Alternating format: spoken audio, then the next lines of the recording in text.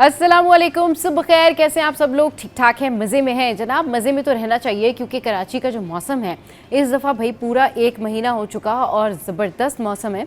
और इतना ज़बरदस्त मौसम है कि वाकई अगर दिन में धूप निकलती भी है तो शाम को मौसम अच्छा हो जाता है, और अगर शाम में थोड़ा सा लगता है कि हब्स है या फिर थोड़ा सा कंजेशन फील होती है तो फिर रात में मौसम जो है अच्छा हो जाता है। अच्छा, लेकिन आज पता नहीं आप लोगों ने नोटिस किया या नहीं किया, लेकिन आज मैंने एक और बात नोटिस की। जैसे कल मैंने आपको बताया था ना कि कल कराची वाले जो है वो सड़कों पे नहीं निकले, इसी तरीके से आज मैंने नोटिस किया कि हवा में जो है वो थोड़ी सी ड्राइनेस आई है। यानी कि ये एक तरह का इशारा है कि हम बढ़ रहे हैं दूसरे सीज़न की तरफ, सर्दियों की तरफ। लेकिन नॉट नाउ, लेकिन फिर भी एक थोड़ी सी खुनकी जिसको आप कह सकते हैं कि कहीं आपको फ़ील होती है, ऐसा मुझे सुबह सुबह में फ़ील हुआ। सो मैंने सोचा ज़रूर आपके साथ में शेयर करते हैं। अच्छा जी, अभी मौसम का हाल आपके साथ में मैं शेयर करती हूँ कि मौसम जो है शहर कायद में मतला अबर आलूद है, मरतूब है, और बात यही है कि मिला जुला जो है वो मौसम है। कभी जो है वो बूंदाबांदी है और कभी मौसम बिल्कुल क्लियर है, आसमान बिल्कुल क्लियर है। तो भाई है कुछ इस तरीके से कि शहर कायद का जो मौजूदा दर्जा हरारत है वो इस वक्त है 28 सेंटीग्रेड, और ज़्यादा से ज़्यादा दर्जा हरारत जो है वो 33 सेंटीग्रेड तक जाने का इम्कान है, और कम से कम दर्जा हरारत जो है वो 26 से 28 डिग्री के दरमियान रहने का इम्कान है। अच्छा, ओवरऑल दिन भर आज मौसम जो है वो कैसा रहेगा वो आपके साथ में शेयर कर लेते हैं कि 11 बजे मौसम कैसा रहेगा और 12 बजे मौसम कैसा रहेगा, ताकि आप कहीं निकल रहे हो, जा रहे हो, तो फिर आपको पता हो कि मौसम की सूरत हाल ये है। तो ये रहेगा जी 30 सेंटीग्रेड 11 बजे, फिर 12 बजे 30 सेंटीग्रेड, 1 बजे 30 सेंटीग्रेड, और फिर 2 बजे भी 31 सेंटीग्रेड रहेगा। और ये है जी मौसम की सूरत हाल जो मैंने आपके साथ में शेयर की। फ़ौरन से चलते हैं और अभी आपको बताते हैं कि जो वेजिटेबल प्राइस है वो क्या है, क्योंकि मैंने सोचा कि पहले से बता दूं, क्योंकि ग्रॉसरी करने जाएंगे तो ये प्राइस सुनते हुए चले जाएं। तो जी, what we have first in vegetable, तो वेजिटेबल प्राइस जो है ये हैं जी। टमाटर है हमारे पास 138 पर, और इसके बाद हमारे पास आलू जो है वो 63 पे है। फिर हमारे पास जो है क्या है जनाब, लहसुन है हमारे पास 322 पर। फिर उसके बाद हमारे पास जो है अदरक है जो कि 460 पे है। देन वी हैव गाजर, आंखों के लिए बेहतरीन, 92 पर। फिर तुरई 40, और लौकी जो है वो 35 पर है, और लौकी कुछ बड़ा ज़बरदस्त बनता है वैसे। फूल गोभी जो है वो 138 पर है। And what we have next, खीरा जो है वो 81 पर है, और भिंडी जो है वो 104 पर है। और जनाब क्या है हमारे पास अगला है हमारे पास प्याज जो कि 63 पर है। तो ये तो हो गई जी वेजिटेबल प्राइस जो मैंने आपके साथ में शेयर किए। अहम समातें जो आज होने जा रही हैं उनका जिक्र कर लेते हैं कि सिंध हाई कोर्ट में जो हैं वो आज अहम समातें हैं, और अहम जो केसेस हैं उनमें जो समातें हैं आइनी और रेगुलर बेंच के रूबरू जो हैं ये अहम केसेस समात के लिए मुकर्रर हैं, और इनमें लापता अफराद, गैर कानूनी तामीरात, तजावुज़ात से मुतालिक जो हैं वो दरख्वास्तें हैं जिन पर समात होगी। अच्छा, लापता अफराद की जो बाजियाबी है उससे मुतालिक भी दरख्वास्त है, आज उसकी समात भी होगी। अच्छा जनाब, इसके अलावा दरख्वास्त पर समात कायम मुकाम चीफ जस्टिस ज़फ़र अहमद राजपूत की सरबराही में जो 2 रुकनी बेंच है वो कर रहा है। तफ्तीशी अफसरान अपनी जो पेशरफ रिपोर्ट है वो जमा कराएंगे। इसके अलावा आइनी बेंच के रूबरू मुलाजमतों से मुतालिक भी मुख्तलिफ दरख्वास्तों पर समात होगी। अल्लाह करे इसका भी कोई हल निकल आए। और दरख्वास्त पर समात जस्टिस के आगा की सरबराही में 2 रुकनी बेंच जो है वो कर रहा है। इसके अलावा जल्दी से आपके साथ में एक और अपडेट में शेयर कर देती हूँ, और वो ये है कि प्राइम मिनिस्टर शहबाज शरीफ जो हैं वो अब लंदन पहुंच गए हैं। जी हाँ, उनका ये विज़िट है, इंतहाई अहम विज़िट है। इससे पहले आपने देखा कि जिस तरीके से वो सऊदी अरब में मौजूद थे और वहाँ पर जो मुआहिदा हुआ जिसकी चर्चे पूरी दुनिया में हो रहे हैं, तो अब प्राइम मिनिस्टर शहबाज शरीफ जो हैं वो पहुंच गए जी लंदन। और लंदन में 4 दिन क़याम के दौरान पाकिस्तानी कम्युनिटी और ताजिर रहनुमाओं से भी उनकी मुलाकात होगी, और वज़ीर आज़म हफ़्ते के रोज़ ओवरसीज़ पाकिस्तानीज़ फाउंडेशन की तकरीब से भी खिताब करेंगे। अच्छा, इसके अलावा ऐसा भी कहा जा रहा है कि उन्होंने पाक सऊदी अरब तारीखी दिफाई मुआहिदे की तफसीलात से भी नवाज शरीफ साहब जो हैं उनको आगाह किया। और फिर वो जब स्विट्ज़रलैंड गए, उसके शहर जेनेवा रुके थे, तो वहाँ पर साबिक वज़ीर आज़म जो नवाज शरीफ हैं उनसे उनकी मुलाकात हुई। अच्छा जी, जो नवाज शरीफ हैं वो इलाज के लिए इन दिनों जेनेवा में मौजूद है, और उनका आइंदा चंद रोज़ में लंदन आने का भी इम्कान जाहिर किया जा रहा है। तो ये एक अहम दौरा है जिस हवाले से हमने आपको अपडेट किया।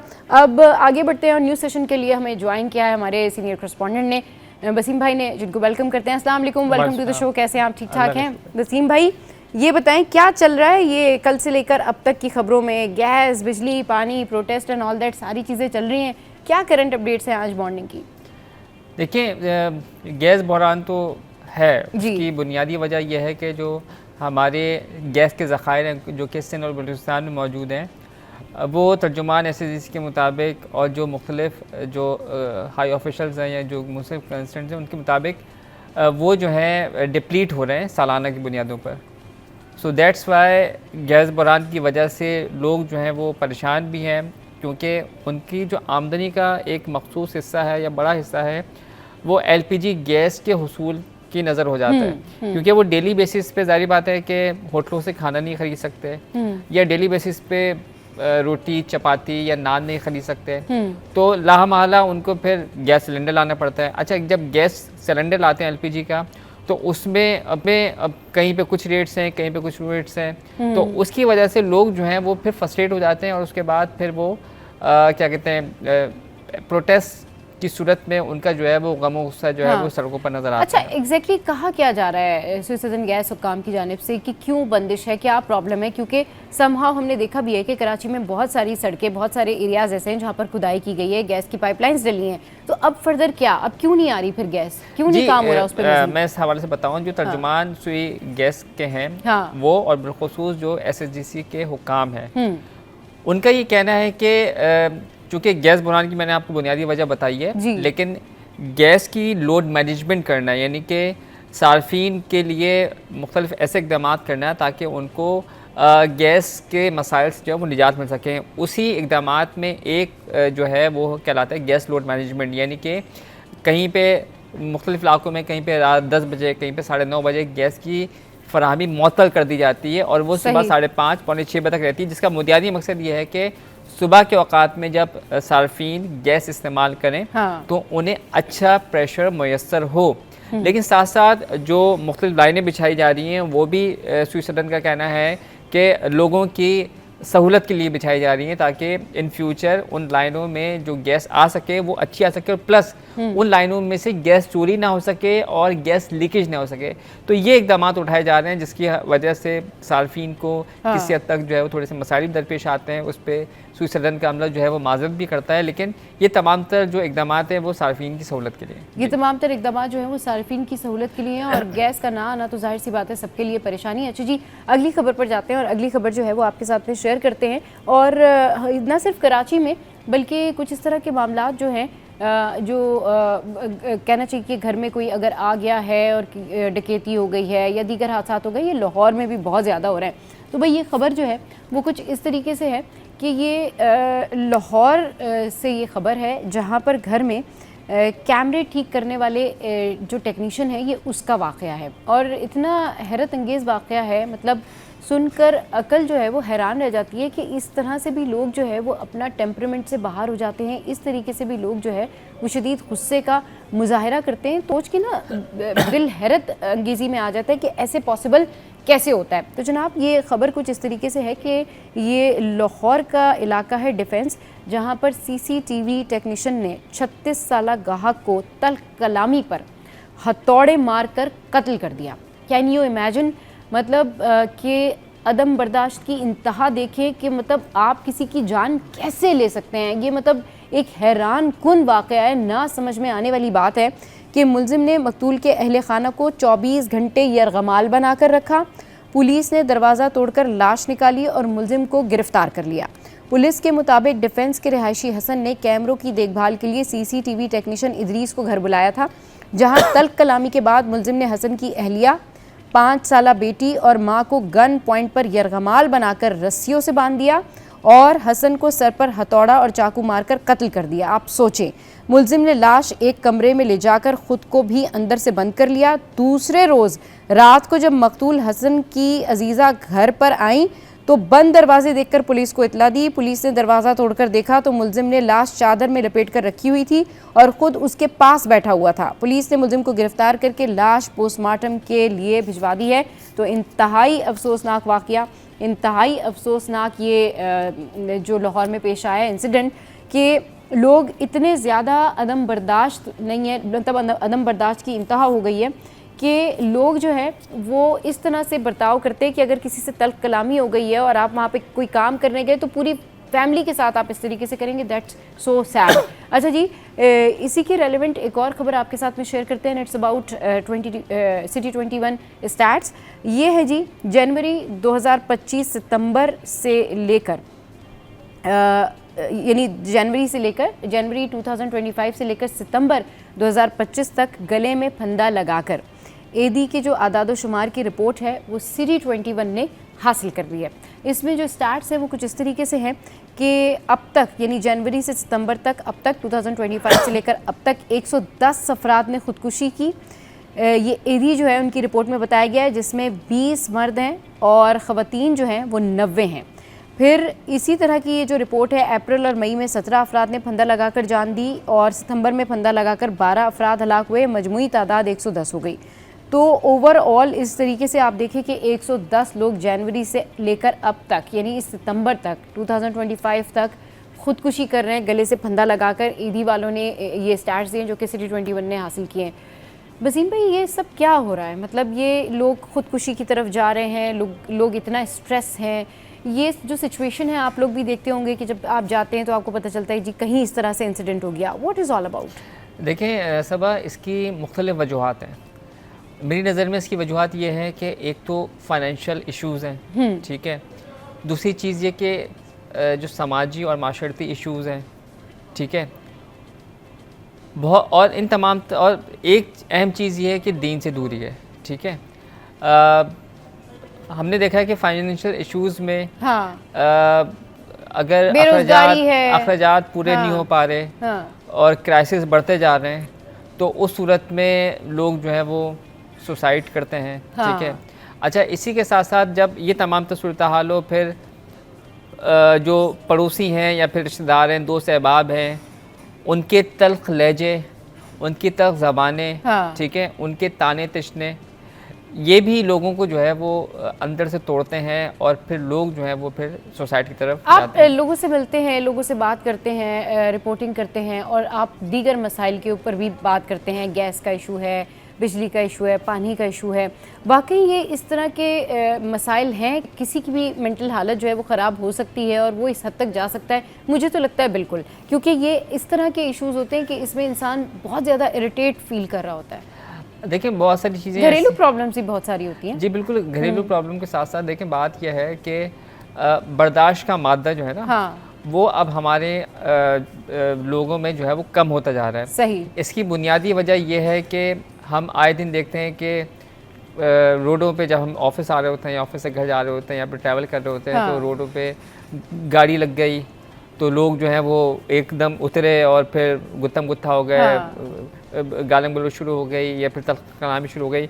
अच्छा, जिससे गाड़ी लगी है या जिसकी गाड़ी लगी है, ठीक है, उसको ये ख्याल नहीं होता कि वो पीछे पूरा ट्रैफिक जैम हो रहा है। देखें, इसी तरीके से हम माशरती मसाइल की बात करें, जैसे मैंने आपको जिक्र किया, या फिर घरेलू मसाइल की बात करें, तो घरेलू मसाइल को बर्दाश्त करना भी एक फ़न है आजकल के दौर में, क्योंकि आमदनी जो है वो महदूद है घर के सरबराह की, अखराजात बढ़ते जा रहे हैं। अच्छा, उन अखराजात में जो अमूमन हम देखते हैं कि घर की ख़वातीन जो है वो घर का बजट बनाती भी हैं, चलाती भी हैं। अब जब अखराजात बढ़ते जा रहे हैं या फिर महंगाई बढ़ती जा रही है, अखराजात की मद में उनका माशी बोझ बढ़ता जा रहा है और आमदनी महदूद है, तो फिर उस सूरत में लोग जो हैं वो थोड़ा सा घबराते हैं। और घबराहट की सूरत में जब ये चीज़ें जो है वो मुस्तकिल हो जाती है, तो उस सूरत में लोग फिर यही फ़ैसला करते हैं कि वो ख़ुदकुशी कर लें ताकि इन तमाम तर मसाइल से निजात मिल सके। तो वो यही वजूहात और इसके अलावा भी दीगर वजूहात हैं। मैंने जैसे आपको बताया कि लोगों के रवैये हैं, लहजे हैं। देखिए, मैं तो देखता हूँ कि अगर कोई बर्दाश्त भी खत्म हो गई है ना लोगों में। अगर आप मुश्किल में हैं तो दूसरों को चाहिए कि वो किसी हद तक सपोर्ट करें, गुड़ ना दें, गुड़ जैसी बात तो करें ताकि उसको कुछ सपोर्ट हो सके, मोरल सपोर्ट हो सके। चलिए जी, बिल्कुल। यहाँ पर वक्त हुआ एक ब्रेक का। ब्रेक के बाद जब वापस आएंगे तो फिर आपको एक और टॉप स्टोरी के हवाले से बताएंगे और बहुत अफसोसनाक इंसिडेंट है and it's about again trawler. ये जो 22 व्हीलर ट्रॉलर है ना, इसका एक्सीडेंट हुआ है। So sad. Stay with us. Welcome back. और ट्रॉलर के हवाले से बात करेंगे कि फिर अगेन से ये हादसा हुआ है और ये ख़बर कुछ इस तरह से है कि बल्दिया नंबर 2 में खौफनाक हादसा पेश आया है। ये जो व्हीलर है यानी ये जो ट्रॉलर है इसकी जद में आकर जो है एक बाइक पर सवार 3 अफराद जो हैं वो शदीद ज़ख्मी हो गए हैं और तीनों को एडी एम्बुलेंस के ज़रिए अब PNS शिफा अस्पताल मुंतकिल किया गया है। अच्छा जी, तीनों ज़ख्मियों की जो हालत है वो नाजुक है और ज़ख्मियों का जो बताया जा रहा है कि अभी उनको भेजा गया है PNS शिफा और जो ज़ख्मी है उनका ताल्लुक नेवी से है। अच्छा जी, अब ये फिर से वही हादसात और फिर से वही ट्रॉलर का मसला और फिर से वही हैवी ट्रैफिक और फिर से वही बाइक पर लोगों का सुबह सुबह इस तरह से हिट हो जाना या फिर एक्सीडेंट हो जाना, पता नहीं हम कब तक ये मसला डिस्कस करते रहेंगे और ये मसला सॉल्व होने का नाम ही नहीं लेता है। खुर्शीद भाई ने हमें ज्वाइन किया है। अस्सलाम वालेकुम, वेलकम टू द जो। वालेकुम अस्सलाम। खुर्शीद भाई, ये मैटर कब सॉल्व होगा? देखें सबा साहबा, ये निस्फ सदी का किस्सा है। हाँ। 2-4 बरस की बात नहीं जी। इस शहर में मुख्तलिफ नौइयत के हादसात लोगों के साथ पेश आते रहते हैं और ख़ुसूसन जो ट्रैफिक हादसात हैं उसमें नुमाया इजाफा होने देखने की में आ रहा है। हाँ। उसकी सबसे बड़ी वजह ये टैंकर, डंपर और हैवी ट्रैफिक है, जिसकी वजह से इंसानी ज़िंदगियाँ जो है वो लुक़मा अजल बन रही हैं और इस पर कोई अब तक जो ठोस मरबूत को हिकमत अमली अब तक वज़ा नहीं की जा सकी है। गो के सियासी बयान तो सभी ने दिए हैं। हाँ। कि ऐसा होना चाहिए, वैसा होना, क्योंकि चाहिए का लफ्ज़ जो है इसका ग्राउंड बहुत वसी है। हाँ। कि ये भी होना चाहिए और वो भी होना चाहिए, लेकिन मसला ये है कि एग्जीक्यूट जब तक नहीं होगा, कानून मौजूद है, लॉज मौजूद हैं, उसका तरीक़ाकार मौजूद है, लेकिन बात ये कि इम्प्लीमेंटेशन की बात है। ट्रैफिक पुलिस हल्कार जो है वो सिवाय चालान काटने के उनको कोई काम नज़र नहीं आता। मेरा एक सवाल है उनसे कि क्या वो महकमा रेवेन्यू के मुलाजिम हैं कि वो कलेक्शन करते हैं और सिंध गवर्नमेंट को जो है वो फ़ायदा पहुंचाते हैं? उनका काम ये नहीं है कि वो, ठीक है एक काम ये भी है, ये भी उस काम की एक नौइयत का एक हिस्सा है कि आप अगर कोई कानून की खिलाफ वर्जी करता है तो आप उसके खिलाफ चालान काटें और उसको जुर्माना अदा का चालान दें, लेकिन आपका जो शहर का ट्रैफिक है उसकी रवानी को बरकरार रखना ये ट्रैफिक पुलिस एहलकार की जिम्मेदारी है। और दूसरी जिम्मेदारी शहरियों पर आयद होती है कि हम जो है रूल्स हैं उसको फॉलो करें और उस फॉलो के साथ साथ जो है वो उन तमाम कवानीन की अमलदारी को हम भी यकीनी बनाएं। और वो देखिए मिलके ही आप रोड मैप तय करेंगे ना। सही। ऐसा नहीं है कि सारी जिम्मेदारी शहरियों पर है और सारी जिम्मेदारी ट्रैफिक पुलिस एहलकार पर है। हाँ। तो ये आपको जो हमारा रोड मैप है वो मिलके ही तय करना पड़ेगा कि हम भी ट्रैफिक रूल्स को फॉलो करें। और फिर ये जो मुख्तसर औकात के अंदर जो पाबंदी लगती है इन पे फिर हट जाती है। हाँ। लेकिन जो इनकी औकात कार है, हैवी ट्रैफिक के शहर में दाखिले की औकात कार हैं, उसके ऊपर सख्ती से अमल दरामद होना चाहिए। और जो सुबह के वक्त में अगर कोई ऐसा ट्रक या डंपर पकड़ा जाए तो मैं समझता हूँ उसको जब्त कर लिया जाए कार्य सरकार की मदीयत में, और ऐसा उसको छोड़ा ना जाए। फिर ऐसा नहीं कोई चालान जमा करके फिर वो छुड़वा लेते हैं, फिर वो आज़ाद हैं। और इनकी जो ये जो हैवी ट्रैफिक चलाने वाले लोग ड्राइवर्स हैं, इनकी तमाम की, मैं समझता हूँ तमाम की इनकी वो जो है वो आइडेंटिफिकेशन होनी चाहिए, आया इस शहर के हैं या नहीं हैं। मैं तो समझता हूँ ये एक सोची समझी साजिश के तहत जो है वो शहरियों का कत्लेआम जो है वो किया जा रहा है। बिल्कुल, इस हवाले से हमारी करस्पॉन्डेंट हैं दुरे शहवार, उनसे अपडेट्स लेते हैं और उनसे पूछते हैं कि इस वक्त क्या सिचुएशन है और एक्चुअली ये मामला क्या है। जी दुरे, अपडेट कीजिए। जी बिल्कुल, इस वक्त मैं मौजूद हूँ बल्दिया नंबर 2 पर, जहाँ पर अब से कुछ देर कबल इंतहाई अफसोसनाक एक हादसा पेश आया है। मेरे पीछे जो ट्रॉलर पड़ा है, इस कातिल ट्रॉलर ने जो है कुछ बाइक सवार थे, 3 बाइक सवार, उनको हिट किया है। अच्छा जी, इस वक्त मेरे साथ ऐनी शाहिद भी मौजूद है और ये मौज़ाती तौर पर ये इस हादसे से महफूज है, इनको भी हिट किया था। ड्राइवर और ये जो ट्रॉलर है ये पुलिस की तहवील में है। ड्राइवर इस वक्त गिरफ्तार है। इस वक्त बात करने के लिए मेरे साथ ऐनी शाहिद मौजूद है। ये बताइएगा हादसा किस तरह पेश आया? हम लोग आगे जा रहे थे काम के लिए, हम लोग आगे जा रहे थे, पीछे से इसका ब्रेक फेल हो गया गाड़ी का, इसने हम लोग को पीछे से मार दिया। फिर हमें पता नहीं है क्या हुआ क्या नहीं हुआ, हम लोग गाड़ी के नीचे थे। गाड़ी के नीचे थे आप? जी जी। अच्छा, टोटल कितने जख्मी हुए थे? टोटल 2 बंदे, उनको पैर में लगे, उनको हॉस्पिटल लेके गए। हम 3 बंदे, मेरे भाई को भी हॉस्पिटल लेके गए, 2 को। 2 बंदे जख्मी हैं? टोटल हम लोग 5 बंदे जख्मी हो गए। टोटल 5 बंदे जख्मी हो गए। 2 को थोड़ा ज्यादा लगा, उनको हॉस्पिटल लेके गए। ठीक है, और जो 3 है? वो 3 हम लोग को थोड़ा थोड़ा चोट आया है बस। अच्छा। हाँ, और गाड़ी हम लोग का बैंड हो गया है। और ड्राइवर के नशे में था, आपको क्या लग रहा है? आप ड्राइवर तो नशे में नहीं था, होश में था। ड्राइवर सही था, इधर ही था, अभी चला गया पता नहीं कहाँ पे, पुलिस वाले लेके गए उनको। अच्छा जी, ड्राइवर मुकम्मल तौर पर अपने होश में था। इस ट्रॉलर के जो ब्रेक फेल हुए हैं जिसकी वजह से ये हादसा पेश आया है, अब से कुछ देर कबल 5 अफराद जो थे, ये 3 एक बाइक पर सवार थे और जो दूसरे जो शदीद ज़ख्मी है जिन्हें इस वक्त अस्पताल मुंतकिल कर दिया गया है, उनकी हालत इस वक्त ख़राब बताई जा रही है। ये मौज़ाती तौर पर इस ट्रॉलर की टक्कर से बच गए, जबकि इनका ये कहना है कि ये ट्रॉलर के नीचे आ गए थे। जी बहुत शुक्रिया दुर्र शवार, अपडेट कर रही थी। और वाकई कराची शहर की जो सूरत हाल है ना वो बिल्कुल ऐसी ही है कि आप मुज़ाती तौर पर ही बच जाते हैं, मुज़ाती तौर पर ही आप जो है ना वो वापस आ रहे होते जा रहे होते, क्योंकि कोई पूछने वाला नहीं है, इस हैवी ट्रैफिक को कोई देखने वाला नहीं है। और मतलब ये जो दिखा रही थी पूरी सिचुएशन दुर्रे, वहाँ पर ऐसा भी नहीं था कि जो है ना कोई बहुत ज़्यादा कंजस्टेड एरिया हो या कोई इस तरह की सिचुएशन हो कि कोई किसी को बहुत तेज़ी से टक्कर मारता हुआ निकल जाए। ये वाकई ऐसी रोड थी जहाँ पर बाइकर्स भी जा रहे थे, छोटी गाड़ियाँ भी जा रही थी। तो यहाँ पर तो मेरे ख्याल में पहले यही पूछना चाहिए कि यहाँ पर इस टाइम पर एक्चुअल में ये ट्रॉलर अलाउ है या नहीं है, और जो इनके टाइमिंग्स हैं अगर ये है तो फिर ये इतनी स्पीड में क्यों था और ये हादसा क्यों पेश आया। ज़रूर इस हवाले से जो है वो तहकीकात होनी चाहिए। एंड आई एम श्योर कि जिस तरीके से अभी दुर्र शवार बता रही थी या उनको जो लोग बता रहे थे कि उसको पुलिस वाले पकड़ के लेके गए, तो लेट्स सी इसके ऊपर क्रैक डाउन करने की बहुत ज़्यादा ज़रूरत है। चलें जी, शो में यहाँ वक्त तो एक ब्रेक का, ब्रेक के बाद वापस आएंगे तो दीगर टॉप स्टोरीज आपके साथ में शेयर करेंगे। Stay with us. Welcome back. और जल्दी से करेंसी रेट्स जो हैं वो आपके साथ में शेयर कर लेते हैं कि करेंसी रेट्स जो हैं वो क्या है।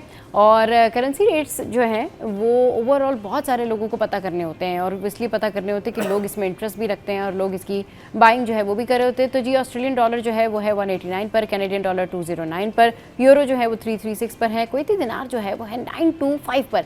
इसके अलावा जो है वो हमारे पास यूके पाउंड है 388 पर, फिर सऊदी रियाल है 76 पर, स्विस फ्रैंक जो है वो है 353 पर, और यूएस डॉलर जो है वो है 282 पर। तो ये तो है जी करेंसी रेट्स जो कि हमने आपके साथ में शेयर किए। और जनाब सेल भी लगी हुई है बहुत सारी जगहों पर, तो आपने ज़रूर जाना है और सेल से फ़ायदा उठाना है। जो बड़े बड़े आउटलेट्स हैं ना उन्होंने फ्लैट ऑफ भी लगाई हुई है। अच्छा जी, आगे बढ़ते हैं और एक और ख़बर आपके साथ में शेयर करते हैं।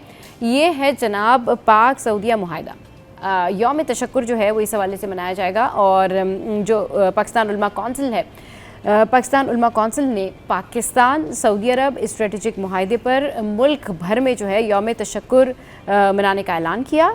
और अच्छा जनाब, पाकिस्तान उलमा कौंसिल के जो चेयरमैन हैं ताहिर अशरफी साहब, उनका कहना है कि अल्लाह ताला का शुक्र है कि उसने हमें हरमैन शरीफैन के दिफा की सादत जो है वो दी है।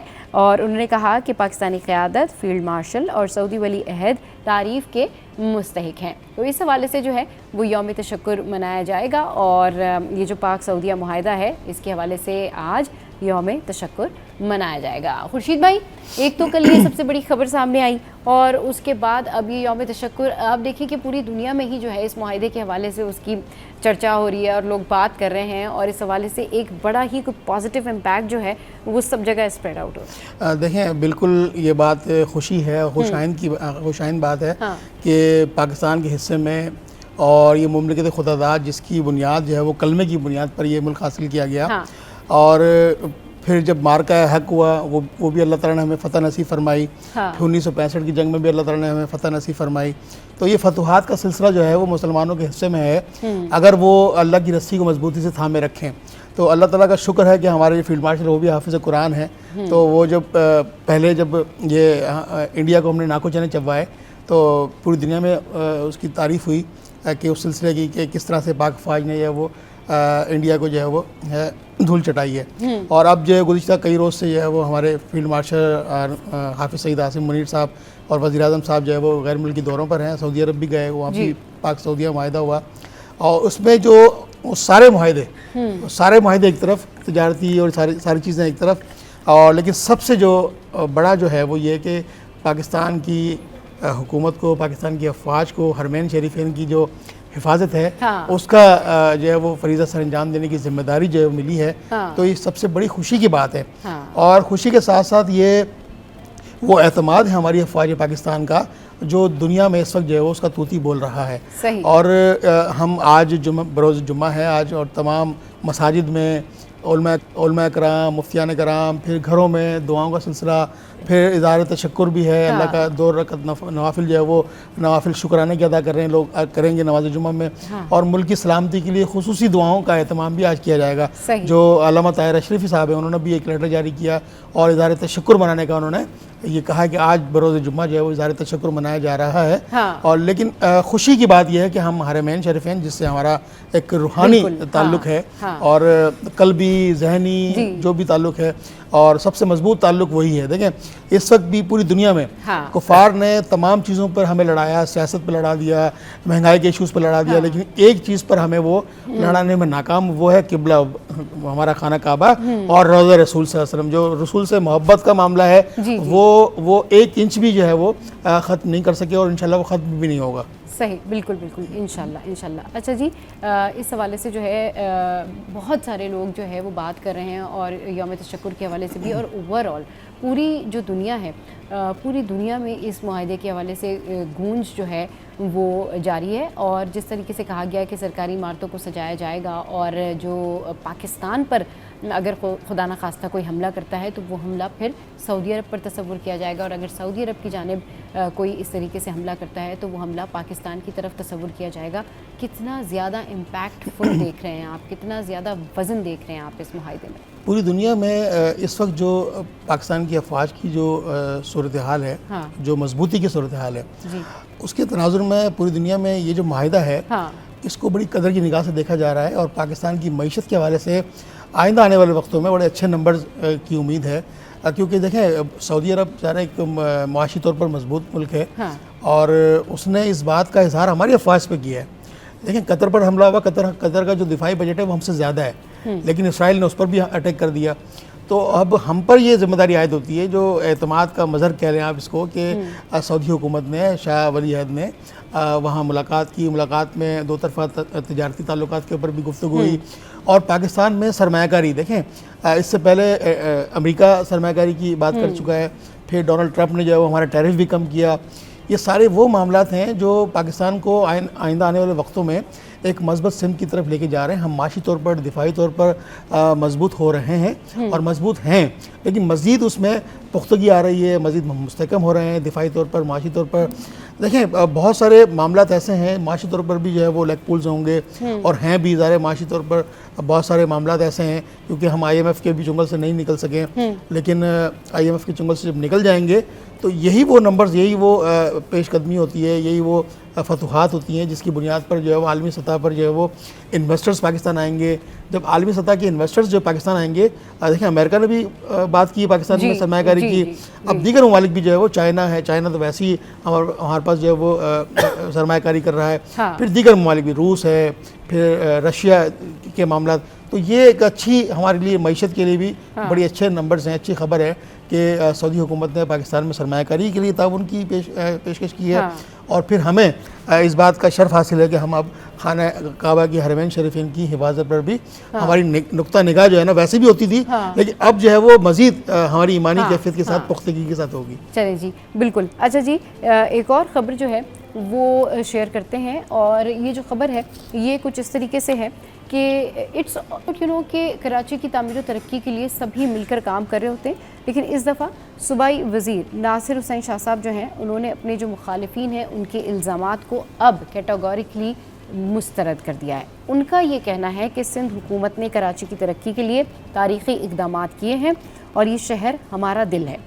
उनका मज़ीद ये कहना है कि कराची की खिदमत हमारा मिशन है, इल्ज़ामात सियासतदानों का हथियार है, तरक्की के दुश्मन चीखते रहेंगे, सिंध हुकूमत काम करती रहेगी। बसीम भाई, सिंध हुकूमत काम करती रहेगी, और जो बाकी लोग हैं वो अगर कोई भी चीज़ हाईलाइट कर रहे हैं तो नासिर हुसैन शाह साहब के मुताबिक वो बस चीख रहे हैं और इसको नेगेटिव वे में लेके जा रहे हैं। व्हाट डू यू से ऑन दैट? देखें 2 तरीके की तनकीद होती है। हाँ, एक तनकीद बराए तज़हीक होती है और एक तनकीद बराए इस्लाह होती है। सही। तनकीद बराए इस्लाह अगर होती है तो ज़ाहिर बात है कि जिस पर तनकीद होती है वो भी इस चीज़ को समझता है। हाँ। अच्छा, मैं चूँकि सहाफ़ी हूँ और एनर्जी सेक्टर को मैं देखता हूँ, बीइंग अ कॉमर्स और बिजनेस रिपोर्टर। जी जी। तो सिंध गवर्नमेंट की मैंने ये देखा है कि बड़ी अच्छी चीज़ ये है कि इसने अपना जो है वो तवानाई का निज़ाम जो है वो अपना जो तमाम सूरत हाल है वो बनाई है। यानी कि जैसे हमने नेपरा देखी है तो इन्होंने सेपरा बनाया है। हाँ। ठीक है, इसी तरीके से बिजली के तवानाई के फ़रोग़ के लिए सिंध हुकूमत काम कर रही है। ठीक है, और ये डिमांड भी थी जो बिजनेसमैन है, बिजनेस कम्युनिटी के सनतकारों की, कि हमें सस्ता टैरिफ दिया जाए। तो ज़ाहिर बात है कि जब इस किस्म के मंसूबे होते हैं तो उसमें ताख़ीर भी होती है। ज़ाहिर बात है कि ये छोटे मंसूबे नहीं हैं। हाँ। बड़े मंसूबे हैं। बड़े मंसूबे। जब दूसरी चीज़ ये कि जब सही काम शुरू हो रहा होता है या फिर इस तरीके के तरक्याती काम होते हैं तो फिर हमारे मुखालफीन भी यानी कि सामने आते हैं और फिर वो ज़ाहिर बात है कि वो शुरू हो जाते हैं तनकीद करने के लिए। तो सिंध हुकूमत के कामों पर तनकीद भी रही है और कुछ तनकीद बराए इस्लाह भी रही है, कुछ तनकीद बराए तज़दीक भी रही है। लोग इसलिए बहुत ज़्यादा क्रिटिसाइज़ कर रहे होते हैं ना कि अगर कोई शाहराह है उसका काम मुकम्मल नहीं हुआ, रोड है उसका बुरा हाल है, मतलब बातें इतनी की जाती हैं कि जी ये प्रोजेक्ट चल रहा है, तामीराती प्रोजेक्ट चल रहा है, दौरे पे दौरे हो रहे हैं, विजिट हो रहा है, लेकिन शहर की हालत झूठ। जी बिल्कुल। इस हवाले से भी सिंध हुकूमत को तवज्जो देने की ज़रूरत है कि उनके जो मंसूबे चल रहे हैं या फिर कोई सड़क की तामीर का काम चल रहा है तो कोशिश ये किया जाए कि उसको एज सून एज पॉसिबल यानी कि फौरी तौर पर कोशिश करके जल्दी मुकम्मल किया जाए ताकि लोगों को किसी भी किस्म की जहमत का सामना करना ना पड़े, क्योंकि जाहिर बात है जब कहीं पे तरक्याती काम शुरू होते हैं तो फिर लोगों को सफ़र करने में मुश्किलात पेश आती हैं, गड़े हो जाते हैं या फिर दीगर मसाइल दरपेश होते हैं तो उस फिर लोग जो है वो इरिटेट होते हैं। बिल्कुल ठीक कह रहे हैं। चलिए जी, बात वही है कि सिंध हुकूमत पर जो भी तनकीद की जाती है, सिंध हुकूमत पर तनकीद इसलिए की जाती है कि अगर वो कोई काम कर रहे हैं तो उसको भी पहुंचा दें। अब ऐसा ना हो कि जी ठीक है यूनिवर्सिटी रोड पर काम चल रहा है लेकिन यूनिवर्सिटी रोड जो है वो कब तक कंप्लीट हो जाएगी, लोगों की अजियत कब तक दूर हो जाएगी, कुछ नहीं पता, ये कब होगा कुछ नहीं पता, बस काम चल रहा है। कहीं कोई प्रोजेक्ट में फ्लॉ आ गया, जी ठीक है ये ठेकेदार से पूछेंगे। तो ये तमाम तर चीज़ें जो है ना वो सिंध हुकूमत को, सिंध गवर्नमेंट को इन पर काम करने की ज़रूरत है। यहाँ वक्त एक ब्रेक का, हमारे साथ रहिए।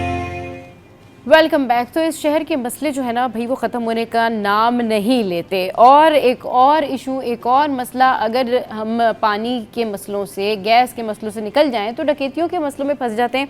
डिफेंस फेज़ 2 में डकैती हुई और डकैती मज़ाहमत पर फायरिंग हुई। पुलिस हुकाम का ऐसा बताना है, फायरिंग के नतीजे में बाप और बेटा जो हैं वो ज़ख्मी हो गए। आप देखें कि रोज़ नाहक कई जानें जो हैं वो चली जाती हैं जस्ट बिकॉज ऑफ दैट कि इस शहर में डकैत खुलेआम घूम रहे हैं, कोई इनको पूछने वाला नहीं है, ये डकैतियाँ करने आते हैं, न सिर्फ पैसे लूट कर जाते हैं, जान भी लोगों की लेके जाते हैं। अच्छा जी, फायरिंग का ये वाक़या जो है वो इकरा यूनिवर्सिटी के करीब पेश आया था। उसामा अपने वालिद शाहिद के हमरा मौजूद था। मुल्ज़िमान ने लूटने की कोशिश की, पुलिस का ऐसा बताना है। मुज़ाहमत पर डाकू ने फायरिंग की जिससे दोनों ज़ख्मी हो गए। ज़ख्मियों को तिब्बी इमदाद के लिए जिन्ना अस्पताल मुंतकिल कर दिया गया है। इलाके में CCTV फुटेज का जायज़ा लिया जा रहा है, मज़ीद इन्वेस्टिगेशन इस हवाले से की जाएंगी। अच्छा जी, ये वाक़या जो है इकरा यूनिवर्सिटी के करीब पेश आया। खुर्शीद भाई, कितने सारे ऐसे वाक़यात हैं जो CCTV में भी रिकॉर्ड हो जाते हैं, पता चल जाता है कि कहाँ से गए, किधर भागे, लेकिन फिर बात वही होती है कि फिर भी इस शहर में डकैतियाँ और एक तो थमने का नाम नहीं ले रही और चोर खुलेआम घूम रहे हैं। अब बिल्कुल आपने वजह फरमाया कि चोर खुलेआम घूम रहे हैं और डकैतियाँ रुकने का नाम नहीं ले रही। देखें, शहर के मुख्तलिफ इलाकों में डकैती की रोज़ाना वारदात होती हैं। सही।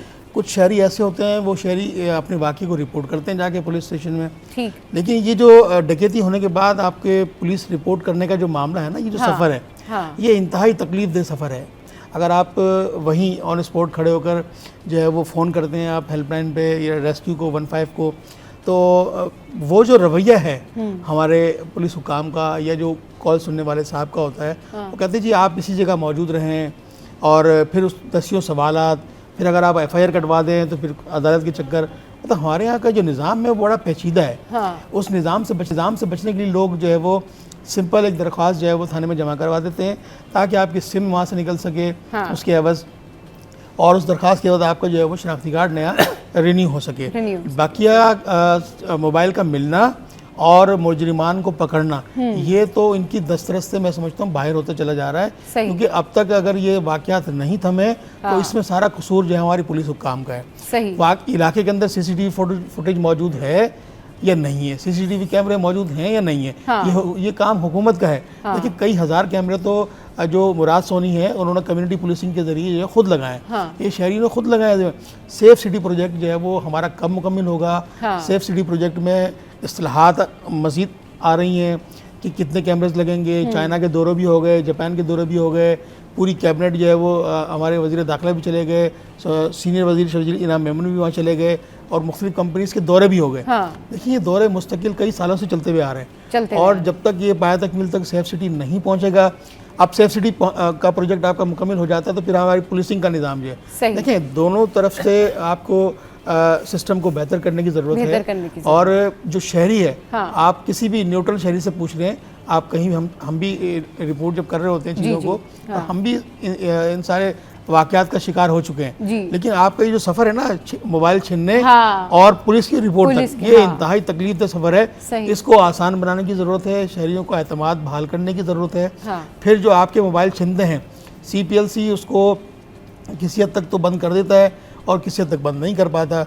वो मैंने कहा ना, वो जो प्रोसेस है, मसला सारा ये कि आए दिन इस तरह के वाकयात रिपोर्ट होते हैं। रोज़ाना सुबह जब हम लोग शो स्टार्ट कर रहे होते तो ज़रूर इस तरह का वाकया होता है कि जी फला जगह पर डकैती हो गई, 2 लोग ज़ख्मी, एक जाबाज। ये बहुत तकलीफ दे बात है। वसीम भाई, आप भी ग्राउंड पे जाते हैं, रिपोर्टिंग करते हैं और आप भी इन तमाम तर लोगों से मिलते हैं, बात करते हैं, इनके घर वालों से भी आप बात करते हैं, और कितना तकलीफ दे अमल होता है जब कोई ये कह रहा होता है कि मोबाइल हमारा छिन गया और जो बच्चा है या जो घर वाला है या जो घर से ख़ानदान से ताल्लुक़ रखता है उसको मार के चले गए।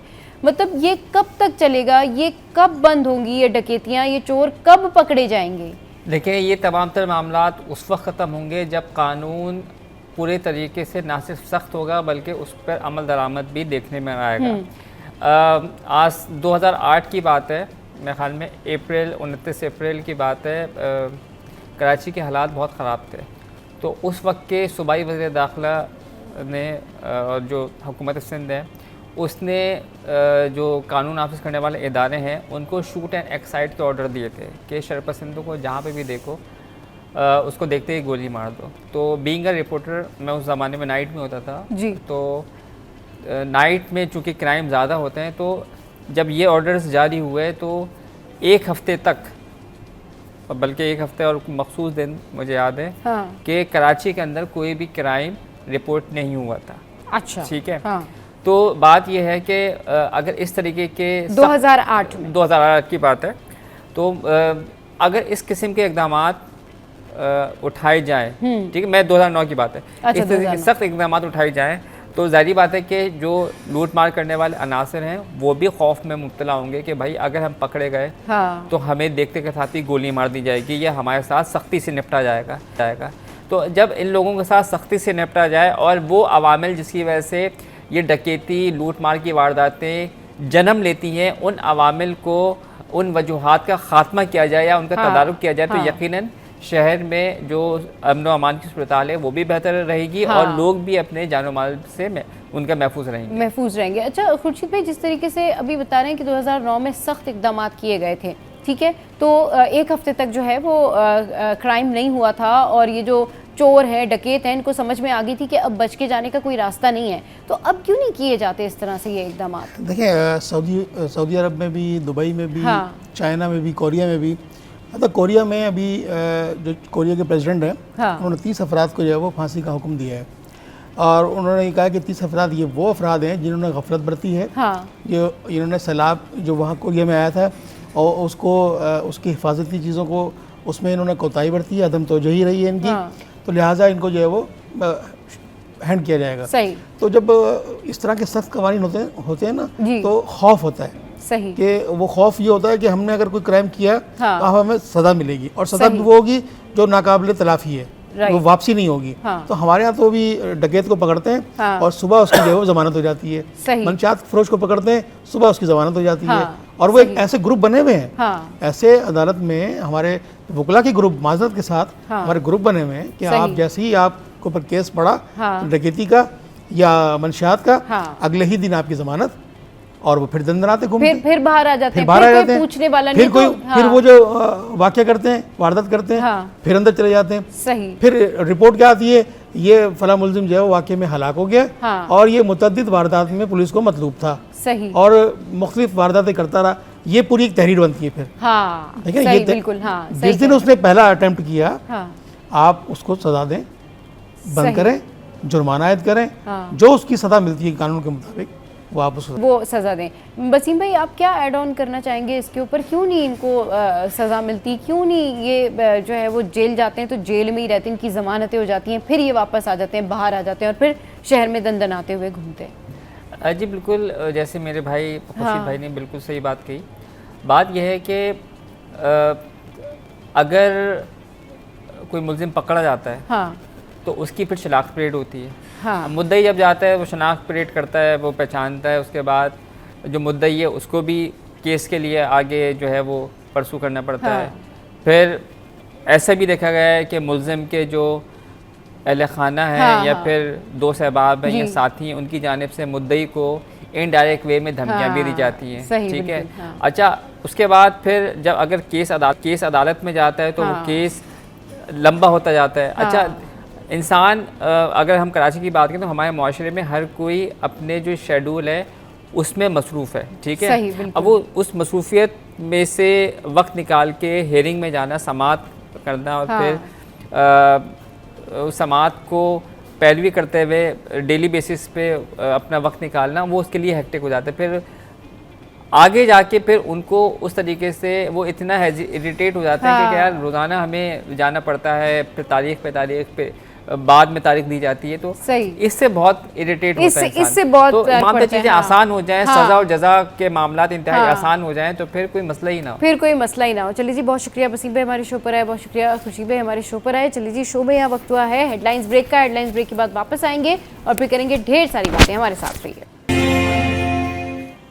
Welcome back. तो भाई कुछ बात कर लेते हैं उन लोगों की जिनको भूख कम लगती है, जिनके अंदर एनर्जी कम है, आईक्यू लेवल जो है वो बढ़ाना चाहते हैं और दिन भर एनर्जेटिक रहना चाहते हैं, और वो ये चाहते हैं कि भाई वो बड़ा एक्टिव होकर काम करें, उनको अच्छी भूख भी लगे और उनकी भूख खुल जाए, जिसको कहते हैं ना कि भाई किसी की तो भूख ही मर गई है, किसी को तो भूख ही नहीं लगती।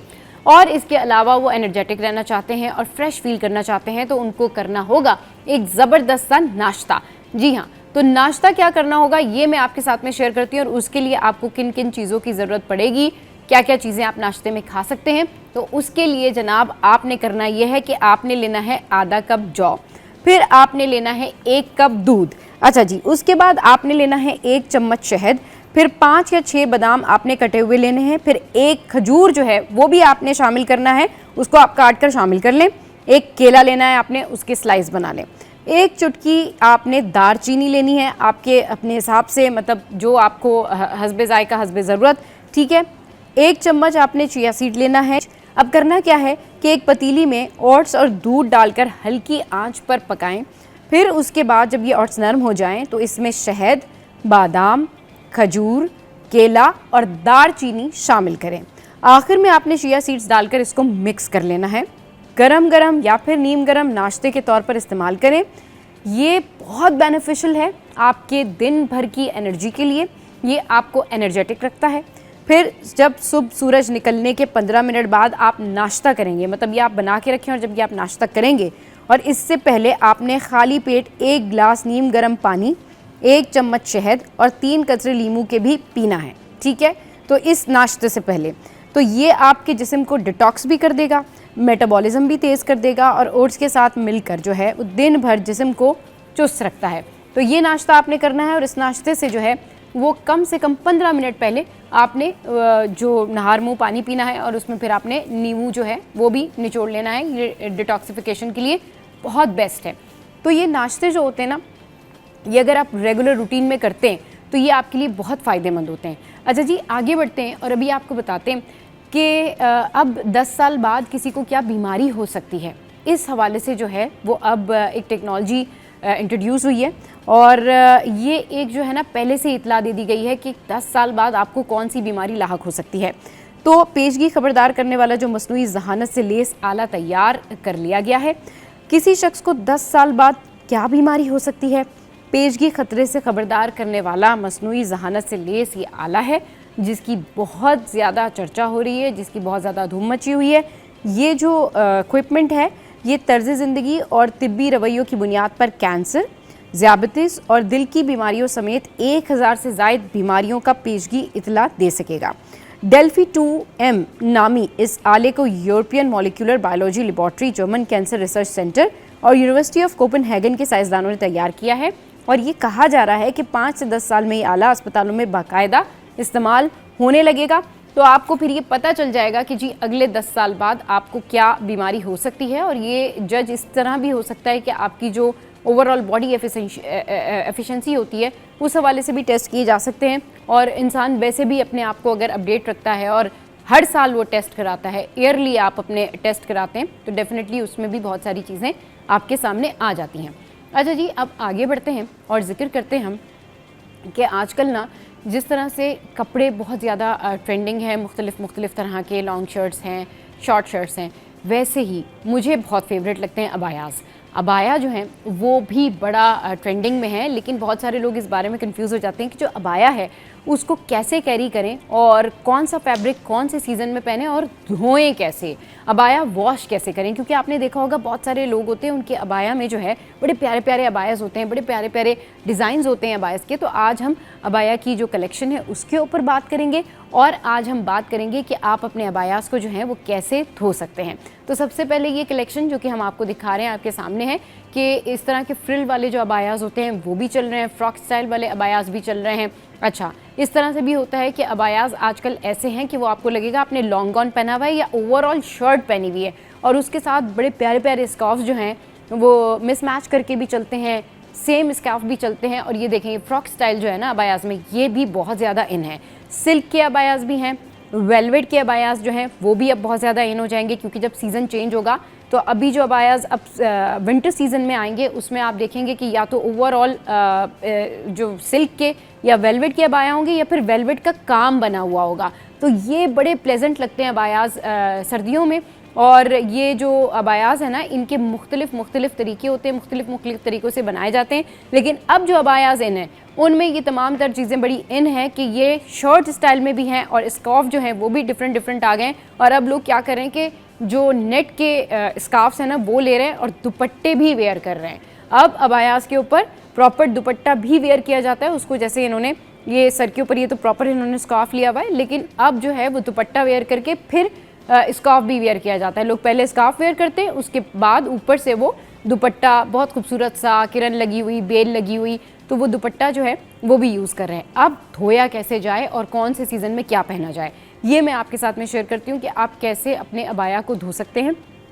क्योंकि बहुत सारे लोग ये करते हैं कि उन्होंने अबाया ले लिया, अब वो सीजनल है, वो अबाया धोते ही नहीं है, अबाया धोया जाता है। अबाए को आप धोकर पहने और कम अज़ कम जब आपने 1 या 2 दफ़ा उसको वेयर किया है तो आप उसको लाजमी धोएं। उसके धोने का तरीका यह है कि अगर आपका अबाया बहुत ज़्यादा फैंसी है और आपको लगता है उसके अंदर बहुत ज़्यादा काम हुआ हुआ है या वो वॉश नहीं हो सकता तो फिर आप उसको ड्राई क्लीन को दें और रेगुलर बेसिस पर दें। लेकिन अगर हैंडमेड वर्क है और वो आपका रेगुलर वेयर अबाया है, जैसे कि आप बाहर जा रहे हैं सब्ज़ी वगैरह लेने या कहीं नॉर्मल आप जा रहे हैं मार्केट्स वगैरह में, तो आप उसको वापस आकर ज़रूर वॉश करें। और उसके लिए आप एक टब लें, नीम गर्म पानी लें और उसमें उसको भिगो दें 10 से 15 मिनट तक। उसके बाद आप उसको उसी तरीके से निकालें और बहुत कम अगर आपको लगता है कि वो कहीं से गंदा है या कोई प्रॉब्लम है तो आप उसको जिस जगह पर स्पॉट है वहीं से धोएं। बाकी आप उसको पानी से निकालें, उसको बहुत ज़्यादा आपको निचोड़ने की या बहुत ज़्यादा उसको आपको ऐसे करने की ज़रूरत नहीं है कि वो उसके अंदर शल पड़ जाए या वो ख़राब हो। आप उसको धोएं अच्छे तरीके से एहतियात के साथ और जिस जगह पर स्पॉट है वहाँ से धोएं। नीम गर्म पानी में थोड़ा सा नमक डाल के, थोड़ा सा सर्फ डाल के आप रख दें और उसके बाद आप उसको अच्छे से वॉश करें। जो भी आपका टैप है, जो भी जहाँ पर आप धोते हैं, ऐसे आप उसको हैंगर के अंदर कर लें और अच्छी तरह धोएं। और हाथों से आप जब उसको साफ़ करेंगे तो आपका अबाया डैमेज भी नहीं होगा, ख़राब भी नहीं होगा और आपकी जो अबाई की आब है वो भी रह जाएगी, स्मेल भी नहीं आएगी और वो न्यू लुक देगा।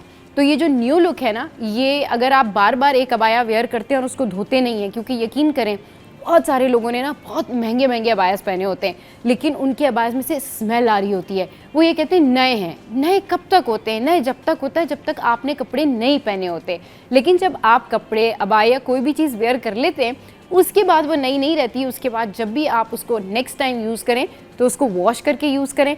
ये हाइजीन के लिए भी अच्छा है, एनवायरनमेंट के लिए भी अच्छा है और उस कपड़े की जो क्वालिटी है उसके लिए भी बहुत अच्छा है। तो जिस तरह से अभी मैंने आपको बताया कि अबायास में ये फ़ैशन इन है, इसी तरीके से अबायास की केयर करने के लिए उनको टब में भिगोकर बहुत माइनर से नीम गर्म पानी में आप छोड़ के रख सकते हैं। तो आई होप कि ये रेमेडी जो है आपके बहुत ज़्यादा काम आएगी और ये जो धोने का तरीका मैंने आपको बताया है ये आपके बहुत ज़्यादा काम आएगा और ज़रूर घर में ट्राई कीजिएगा और हमें बताइएगा कि आपको कैसा लगा। चलिए जी, शो में यहाँ वक्त तो एक ब्रेक का, ब्रेक के बाद वापस आएंगे तो फिर आपको मिलवाएंगे मज़ीद ज़बरदस्त पर्सनैलिटीज़ से। Welcome back. तो पाकिस्तान में टैलेंट की कोई कमी नहीं है और इस वक्त हमारे स्टूडियोज़ में जो है वो 6 साल की अलीज़े मौजूद हैं और इनका इंट्रोडक्शन कुछ इस तरीके से है कि ये जस्ट 6 years ओल्ड है and Alizeh Mazhar is making headlines as one of Pakistan's youngest cheerleader to the participant in the 2025 Asian cheerleading championship held in Bangkok. इसके अलावा ये जो थाईलैंड है वहाँ पर भी इन्होंने रिप्रेजेंट किया अपनी कंट्री को, यानी पाकिस्तान को। तो बड़ा ज़बरदस्त जो है ये कर रही हैं और छोटी सी नन्ही सी अलीज़े हमारे साथ मौजूद हैं। Alizeh, welcome to the show. कैसी हैं आप, ये बताएं? ठीक है, तो माइक तो लगाइए ना। अलीज़े ने माइक क्यों निकाला है भाई? माइक में बात कीजिए। कैसी है अलीज़े, ठीक है? हाँ। कैसा लगता है स्टंटिंग करते हुए? डर तो नहीं लगता? नहीं लगता। शौक है? अच्छा जी, इनके साथ जो है कोच भी इनके मौजूद हैं, उनसे पूछते हैं। ये स्टंटिंग करती हैं और 6 years ओल्ड हैं, मतलब कितना डिफ़िकल्ट होता है, कितना चैलेंजिंग होता है इस तरह के बच्चों को सिखाना? बिल्कुल चैलेंजिंग है और बेसिकली ये 2 साल की थी जब से मैं ट्रेनिंग करता आ रहा हूँ और ये मेरी बेटी भी है। हाँ, आपकी बेटी और अभी ये हैरत अंगेज़ की बात ये कि सबसे छोटी और बैंकॉक में एशियन चैम्पियनशिप में 12 कंट्रीज़ थी। हाँ। तकरीबन आज से 8 से 10 हज़ार एथलीट वहाँ मौजूद थे डिफरेंट कंट्रीज़ के।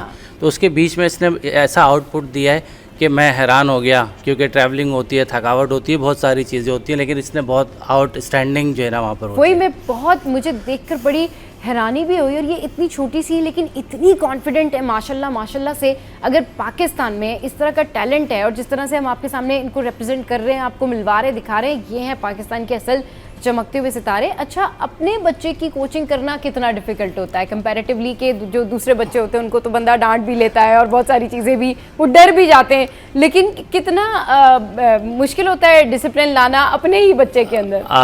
माशाल्लाह डिसिप्लिन तो ये शुरू से थी। हाँ। और ज़ाहिर है मैं वर्ल्ड चैम्पियनशिप में यूएसए में मैंने पार्ट लिया, साउथ कोरिया में मेरी ये सारी चीज़ें रहती थी। हाँ। मैं नेशनल जिमनाज भी हूँ, तो उसमें ये इसने मुझे कॉपी किया और कॉपी करने के बाद जो है ना ये सारी चीज़ें की हैं, इसमें शौक पैदा हुआ। हाँ। 2 साल की थी जब से मैं इसको स्टंटिंग करा। चलें ठीक है, मैं चाहूँगी कि अलीज़े जो है वो यहाँ पर स्टंटिंग करके दिखाएं। Alizeh, are you ready? Yes, she is ready जी। तो बिल्कुल आप आएँ और हमें बताएं कि किस तरीके से जो है ये स्टंटिंग होती है। या I will stay back. Yes, oh my God, ज़बरदस्त ज़बरदस्त जी। ये देखें जी, ये stunting, oh great great great great great great, बहुत ज़बरदस्त तरीके से जो है ये Alizeh, and very nice very nice very nice very nice. बिल्कुल भी नहीं डर लग रहा अलीज़े को? Oh my God, oh my God, oh my God. ये देखें जी, ये पाकिस्तान की राइजिंग स्टार है और थाईलैंड में भी पाकिस्तान का नाम जो है ये रोशन करके आई है। Oh my God Alizeh, you are the best.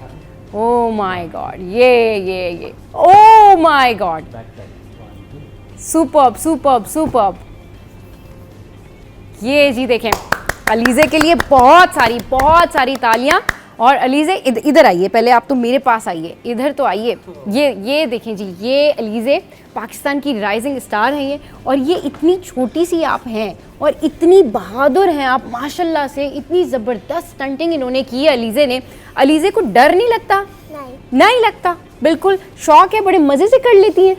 चले जी ठीक है, जाके उधर बैठिए और पाकिस्तान का नाम रोशन करने वाले ये चमकते सितारे जिनसे हमने आपको आज मिलवाया है, और इस तरह का जो टैलेंट है ना, ये अनबिलीवेबल टैलेंट है। अच्छा, ये एक तो छोटी बच्ची हैं, बस just she is 6 years old. Yes, तो ये कभी तंग नहीं करती कि मुझे डर लग रहा है या मैं नहीं कर सकती, या मतलब मैं गिर जाऊंगी, या इस तरह का कुछ है? ये ज़रा बताएं। इससे वो बैक हैंड स्प्रिंग क्यूपी जो होता है, उसमें मतलब बैक हैंड में फ्लिप करके एक हाथ पे आना होता है। अच्छा, तो उससे बैक हैंड स्प्रिंग क्यूपी कहते हैं। तो उसमें थोड़ी ये वहाँ एशियन चैम्पियनशिप में नर्वस थी। हाँ। तो फिर मैंने ऐसे अप्रिशिएट किया, तुम कर सकती हो।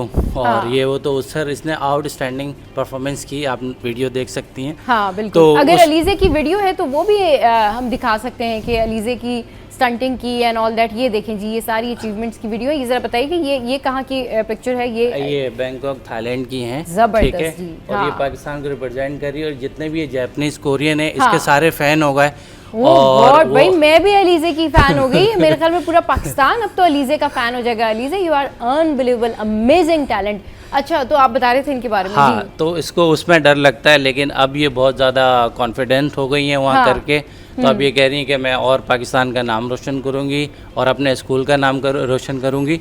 तो ये दी एस्टर स्कूल में पढ़ती हैं। तो स्कूल वाले भी बहुत ज़्यादा, मतलब अब ये स्कूल में भी फ्रेंड्स हैं वो आपको नहीं कहती है अलीजे, मतलब you are champ and you know आप ऐसे कैसे कर लेती हैं? पूछती हैं दोस्तें? क्या पूछती हैं दोस्तें, क्या कहती हैं? बोलती है मुझे भी करके माइक करीब करो। हाँ, क्या कहती हैं? बोलती है मुझे भी करके दिखाओ। मुझे भी करके दिखाओ। ओह गॉड, अच्छा, चले जी, ये ज़बरदस्त टैलेंट अलीजे। अलीजे से हमने आपको मिलवाया और Alizeh wish you good luck, best of luck. बहुत शुक्रिया आप अलीजे को हमारे शो पर लेकर आए। तो जनाब, हमने आपको इस ज़बरदस्त मैजिकल गर्ल से मिलवाया। शो में आ वक्त है ब्रेक का।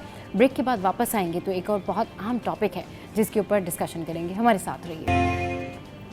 Welcome back. तो अब हम गुफ्तगू करेंगे जिस मौजूद ख़ास पर, वो ख़ास इसलिए है कि वो अब सोशल मीडिया से बहुत ज़्यादा रिलेट करता है और लोग अब हर चीज़ जो है, हर चीज़ के लिए सोशल मीडिया का इस्तेमाल करते हैं।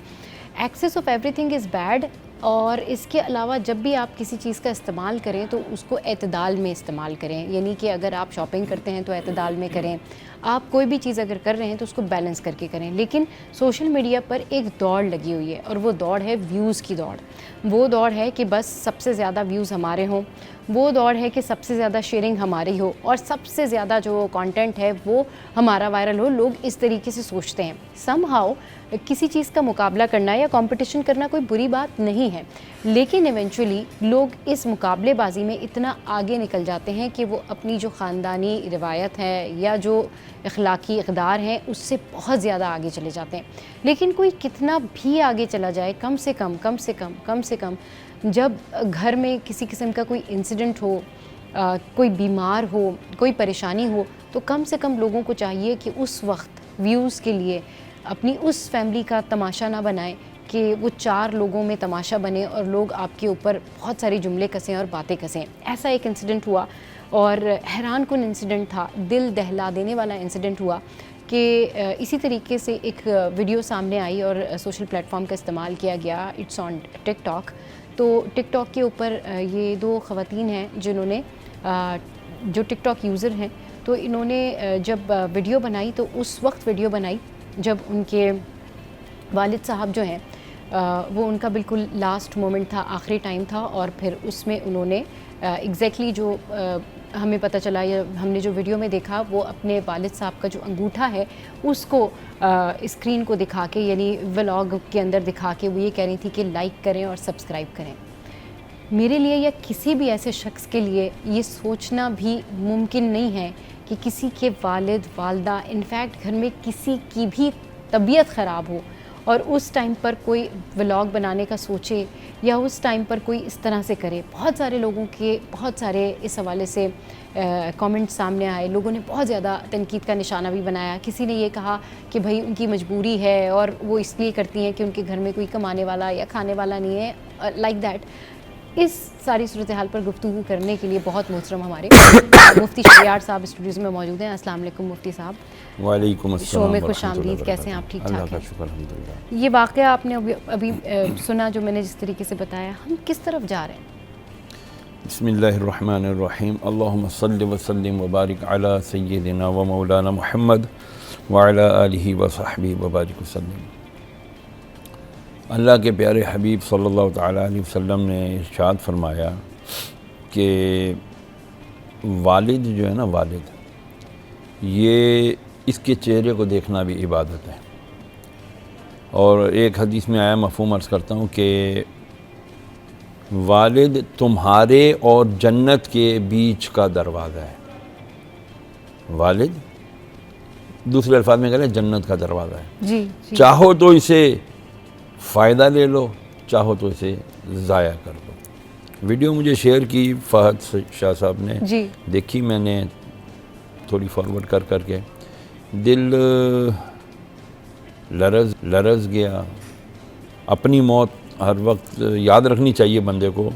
तो मैं भी चूँकि अब जवान बच्चों का बाप हूँ और पता है कि अब अगली स्टेज जो है ना वो कब्र ही है, तो एक अजीब सी फीलिंग आई कि यार ये क्या हो रहा है। फरमाया कुरान पाक में अल्लाह ताला ने, या अय्युहल्लज़ीना आमनू क़ू अनफुसकुम व अहलीकुम नारा वक़ूदुहन नासु वल हिजार। ए ईमान वालो, अपने आप को, अपने नफ्स को और अपनी औलाद को, अहले घर, अपने घर वालों को उस जहन्नम की आग से बचाओ कि जिसका ईंधन इंसान और पत्थर हैं। इंसानों से दहकाया जाएगा।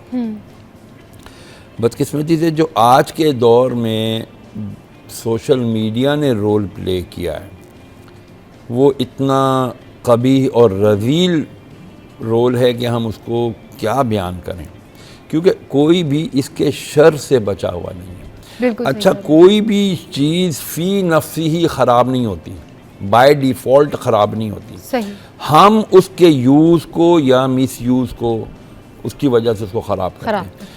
यही सोशल मीडिया है जिसको देखकर आज पूरी दुनिया में लोग जो गैर मुस्लिम हैं वो कुरान पढ़ रहे हैं।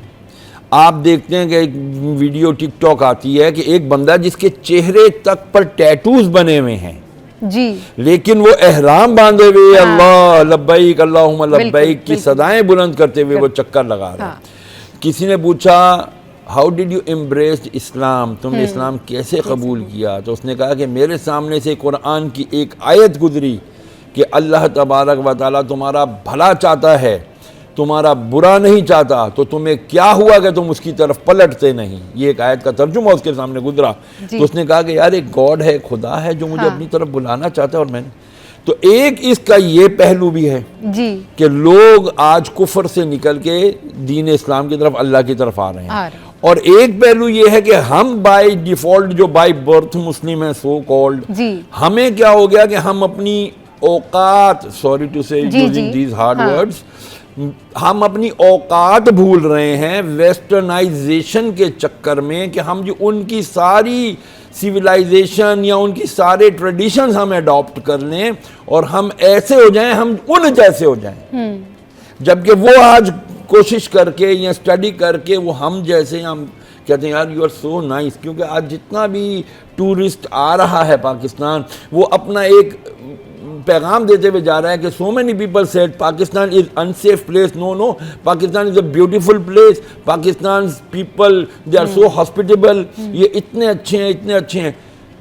लोगों के ऊपर एक अच्छा इम्प्रेशन आ रहा है कि जी पाकिस्तान इस्लाम का किला है। और खुशखबरी ये है कि अल्हम्दुलिल्लाह पाकिस्तान को हरमैन तैयबैन की हिफाजत का भी अल्हम्दुलिल्लाह मिल गया। ये हमारे बहुत अच्छे एस्पेक्ट्स हैं, हमारे बहुत अच्छे एंगल्स हैं, हमारे बहुत अच्छे ऐसा कहना चाहिए हमारे बहुत अच्छे हिस्से हैं जिंदगी के। बट वी एज पेरेंट्स हम अपने बच्चों की तरबियत अच्छी नहीं कर रहे। अब तो सब शामिल हो गए, घर बर्बाद हो रहे हैं। ये दो बच्चियों ने जो कुछ भी किया, इनकी माइंडसेट किसने बनाया? दे सेड कि भाई हमारा तो कोई इनकम का सोर्स ही नहीं है, हमें यही नज़र आया कि हम इस तरह कर लें, हम टिकटॉक बना लें, चाहे मरते हुए बाप की हम शक्ल दिखाकर व्यूज़ गेन कर लें, शायद इस्लाम में डॉलर्स कुछ ज़्यादा मिल जाएंगे। This is ridiculous, absolutely not acceptable. We must condemn it, हमें इसकी मदम्मत करनी पड़ेगी। एंड आई मस्ट से उलमा must play their roll over here. And sorry, हमारा जो मेन स्ट्रीम मीडिया है जी, वो भी अपना बहुत अच्छा रोल नहीं प्ले कर रहा। सॉरी, आप देखें ना, 5 दिन आप क्या दिखाते हैं, 6ठे दिन आप एक मौलवी ला के बिठा देते हैं जुम्मे के दिन, आओ जी कुछ अच्छी अच्छी बातें दिखा कर आ दें। क्या ये मजाक नहीं है?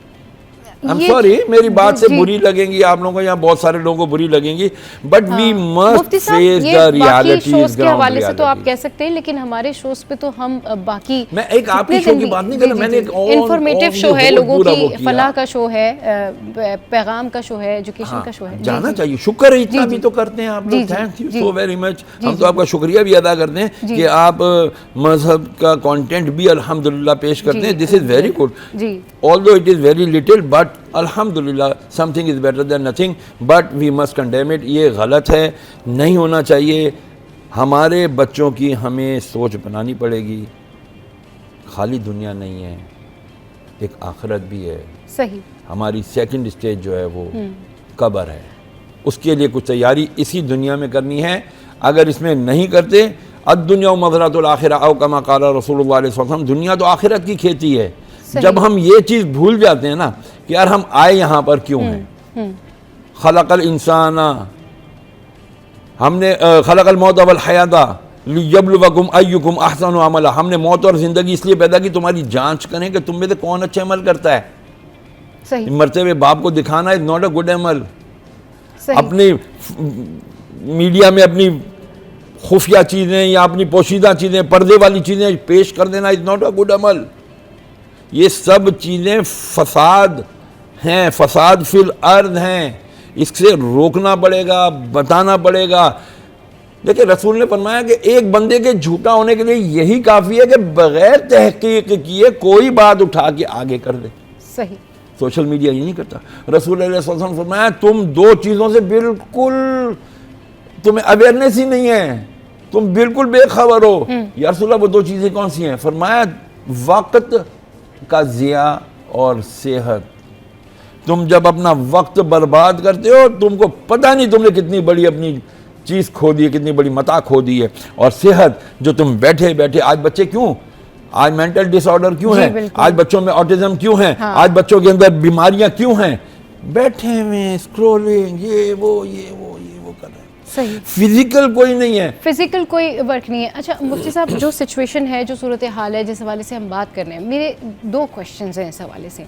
एक तो ये कि लोग रिस्क के हवाले से एक्स्ट्रा ऑर्डिनरी परेशान होते हैं कि जी कल क्या होगा, आज क्या होगा, हमें कमाना है, बस रोज़ी रोटी मिल जाए, बस पैसे आ जाएं, और उसके लिए वो बाय हुक और बाय क्रूक कुछ भी जो है ना कर रहे होते हैं। वो ये नहीं देखते क्या गलत है क्या सही है। एक सवाल ये। दूसरा ये कि माँ बाप की अहमियत हम सब जानते हैं कि हमारे माँ बाप की खिदमत से हमें दुनिया और आखिरत में इज़्ज़त मिलती है। मैं चाहूँगी कि ज़रूर आप इस हवाले से लोगों को एक दफ़ा फिर से बताएं कि माँ और बाप किसी औलाद के लिए कितनी अहमियत रखते हैं।